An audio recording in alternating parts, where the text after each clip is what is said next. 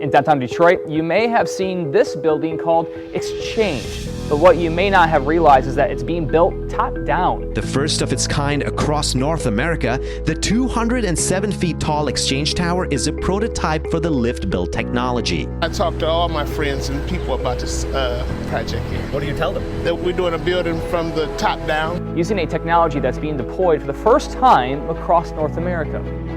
Ever since Crane's Detroit Business broke the story about the Exchange development in downtown Detroit, just a couple of blocks from Ford Field, I've been anxious to see this amazing new methodology in action.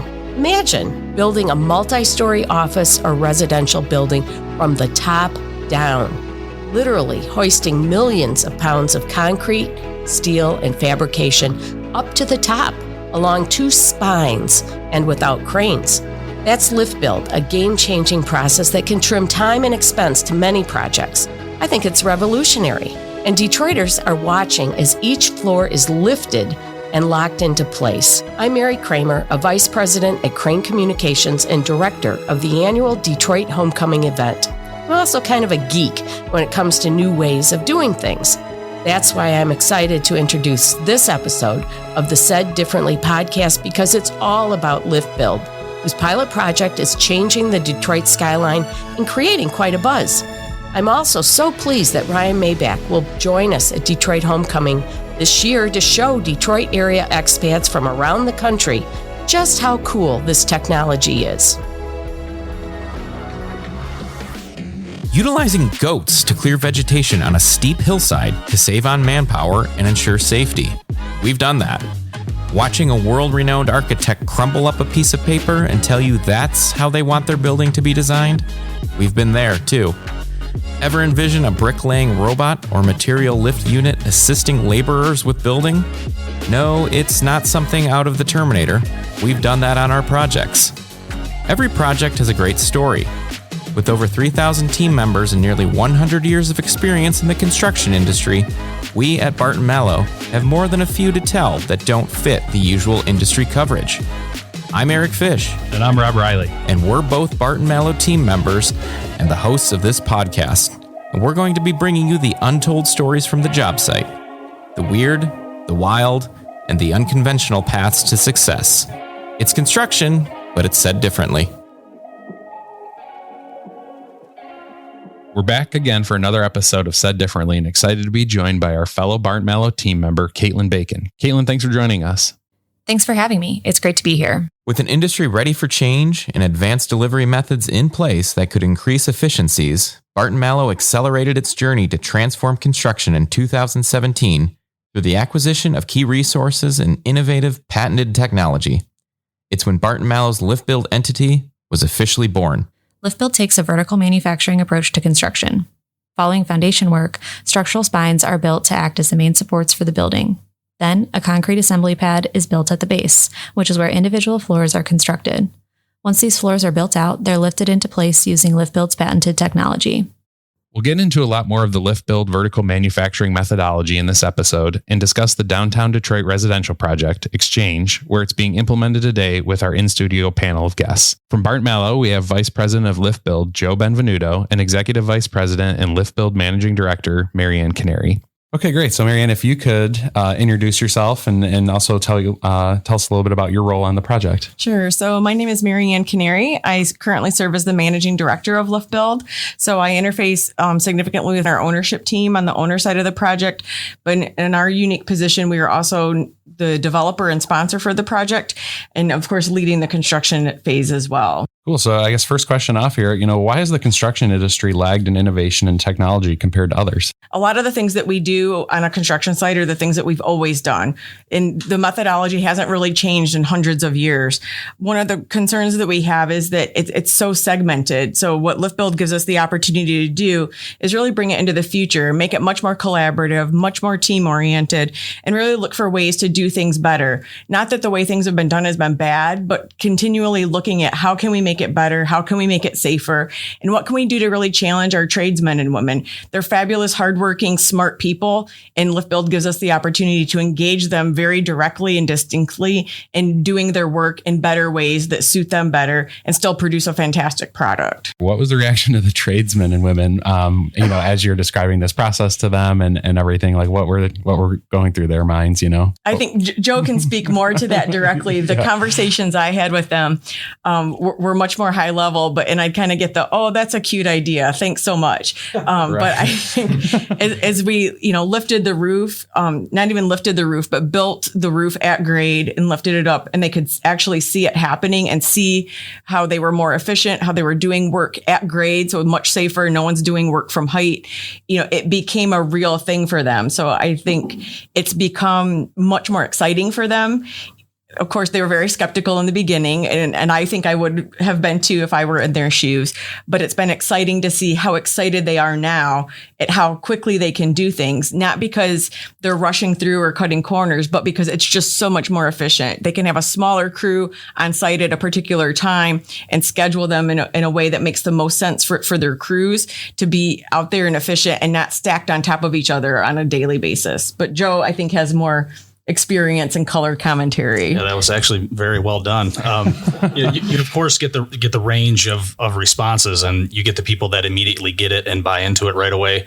Half or more are really reluctant to buy into it because that's just the industry right? We manage risk and we try and respond to it and safeguard against it the best we can. So doing something different is not really built into our nature. But I think over time, as we partner and collaborate with subcontractors, and now since we have proof of concept kind of in the ground and they can see real life experience, the buy-in or the adoption phase is definitely changing and getting a much better response than we had originally received from subcontractor base. But that's our job to continue that momentum. It's our job to prove out the concept that we've set forth, and I think we're starting to see the results of that.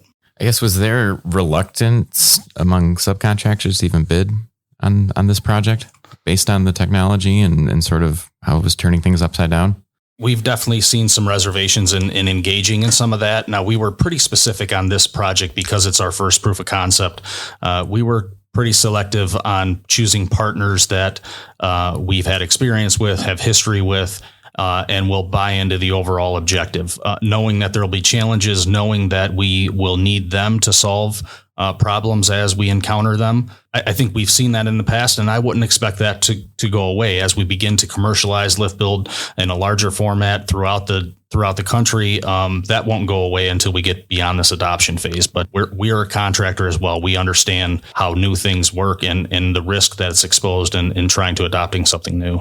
I think one of the things that I've enjoyed observing is just how excited our trade partners get and how excited our own team gets, because to see this happening, even if this were a conventionally built high rise, there's nothing that we will say we can't build. We can build anything. And I think our trade partners are of the same mindset. So when you challenge them with, we can build anything and we'll do it upside down, they're like, oh yeah, I'm in, let's go. And it's been exciting to see that too. It's scary, I think, initially because it was new and unproven to them. But as we've come along, it's exciting to be part of it and see your team members come up with ways to do things better and differently. And I think we've had a lot of really great engagement on the site with our trade partners in that regard. Yeah, it's probably pretty refreshing for them, honestly, like to be challenged again and to think of new ways to do things. That's pretty cool, I think. Yeah, I can speak to that personally. It's been completely invigorating for me to jump to something completely new from what I've worked on in the past 20, 25 years for sure. Mm-hmm. So I know that this has been touched on already quite a bit, but is there anything else you want to share just about why it's important for the construction industry as a whole to adopt and evolve? I think one of the biggest things is the labor shortage. Pre-COVID, we were facing a labor shortage in the construction industry. People didn't want to get into the trades. We had a lot of tradesmen and women who were retiring out of the force because it's hard work. It's taxing on your body. It's mentally taxing. So we knew that there was a gap. And through the pandemic, we saw that gap increase even more. What we feel like LIFTbuild offers the opportunity to do is really make things more efficient, make them safer so there's less wear and tear ergonomically on people's bodies. Because when we're doing things at grade, it's much safer, obviously, but also just less challenging physically on your own individual body. Still hard work. They're still earning every dollar they make and doing an awesome job. But the wear and tear we expect to be lessened because the man motion hours are so much significantly reduced. I think the other piece is that just as other industries have evolved in looking at how we examine things and how we do things, it's that desire for continuous improvement. Joe's really fostered an environment within our project team and all of our trade partners on the site to really look at, how can we do things better? And they know that each of their voices matter because I'm not necessarily going to know the best way to set tile, but the guy who's been setting tile for 30 years is going to, and looking at it in this methodology and understanding that his voice is important to us and we want to hear it and understand his perspective is important. I think all of us respect our tradesmen and women, but a key part of our process is making sure that their voices are heard, not just expressed, that they're actually heard. And then we act on their suggestions to make it better for everyone. So vertical manufacturing, this approach, top down, whatever you want to call it, it's really not a new concept. But can you, I guess, just explain what makes LIFTbuild so different from anything else that has been tried out in the market? I think we've seen attempts to revolutionize the construction industry for 50 plus years, and we'll continue to see it more and more, and that will begin to ramp up. I guess the unique advantage that we have is we do affect every stakeholder in the project. So even right down to the person spraying the fireproofing, they're doing that at grade in a way where they're not standing on a ladder. They're not pulling hoses and equipment up through the building. Really, my team hears me say this all the time and they probably get tired of it, but it is really the sum of the parts. If we can do all of that really well and affect all of that really well from conceptualizing a design all the way through turnover, then I think we've, truly stand a chance of transforming the industry. That's awesome. Can you put a little bit into perspective how much work has been done to evolve the LIFTbuild delivery method since Barton Malow purchased the technology? We of course adopted a concept or invested in a concept, but it was just that there was a lot of things that me personally and my team really wanted to improve. My background, I actually started with the organization as a carpenter, so I understand what it means for those people to be out there working in an environment or a condition that's not the best for them from a safety perspective or from an efficiency perspective. So the past 3 years of research and development for us were really to try and solve those problems and begin to create that environment that will save money to an owner, but also make our workers more productive and most importantly, more safe. So that effort really has led to 13 U.S. patents with a handful more that are pending. So as we begin to arrive with design solutions, engineered solutions, or methodologies, we want to protect those methodologies, but not only that, but also begin to continually improve them. Leading up to this first project, which is our proof of concept, it is a little bit nerve-wracking, right? You go through all this research and development and think through all the problems you can, but when you actually put it into practice, it has to work and it has to work well. I think Joe makes it sound simple, but it hasn't been. It's been a lot of hard work, a lot of late nights, all-nighters, really perfecting the methodology, how we go about things, and really just patience with the team. I mean, for them to spend so many years, as Joe said, doing R&D and then finally being able to put it in action, it is really rewarding, but it's a marathon and I feel like we're still in it, but everyone has a great attitude and continues to look for ways to make it even better, not just for the next building, but as we move floor to floor in the exchange, how do we make it better? What can we do differently to make it a better experience for our trade partners, for our team, and for the end users who are going to be living in the building. I guess let's just talk a little bit about the methodology and how a typical LIFTbuild project comes together, I guess, in the context of exchange. Sure. Maybe just walk through a little LIFTbuild 101. So the building from a structural perspective is fully cantilevered. We rely on primary foundations, conventionally called cores. We call them spines. Those concrete structures are constructed full height of the building, and they provide the backbone for the building and also distribute our major MEP. So we rely on those spines for not only structural integrity of the building, but then also why those spines are being constructed. We try to put as much of that vertical distribution for the MEP into place as well. So when the floors begin to start to get hung, that work is already completed and behind us. So those primary spines or the support for the building go down to mat foundations. There are no exterior columns in the building or column foundations. So we're also column free and foundation free around the perimeter of the building and the ground, which means a lot, especially when we're in a very dense urban site like Detroit that has a lot of unforeseen artifacts in the ground. So from there, we erect the floor plates at grade. Those floor plates begin with steel erection, structural steel that happens about 3 or 4 feet off the ground, something a height that's ergonomically correct for those tradesmen and women. Place a concrete metal deck that's also placed at grade, and then we'll lift that floor plate up to what we refer to as position 2. And position 2 is really about accomplishing work in a parallel fashion. So while the work is being performed underneath the floor plate, all of the electrical, plumbing, fire protection, fireproofing, and HVAC is hung underneath the floor plate again, within arm's reach, not on scaffolds, not on man lifts, and making that work both safe and efficient. What that also provides is while that work is going on underneath the floor plate, we can begin to load fit and finishes on top of the floor plate, as well as begin to put the facade on. Exchange is a pretty unique design overall, but also unique from the facade. This is kind of a first in the industry, designed specifically for us through 2-year collaboration with one of our key subcontractors. We're utilizing a unitized rain screen on this building that's been designed specifically for us. So those panels arrive to the site approximately 11.5 feet tall by 37 feet long in the maximum condition. So in 15 panels, that facade is completely done. Takes them about 2.5 days. And so now we have a floor plate that has been constructed. All of the mechanical has been installed underneath. The finishes are on top of the floor plate.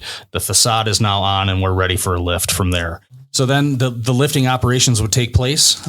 We utilize strand jack technology for several reasons. The Exchange has 8 strand jacks, so the redundancy provides both safety in operations, but also safety for the trades. Those strand jacks operate at about 20 to 30 feet an hour.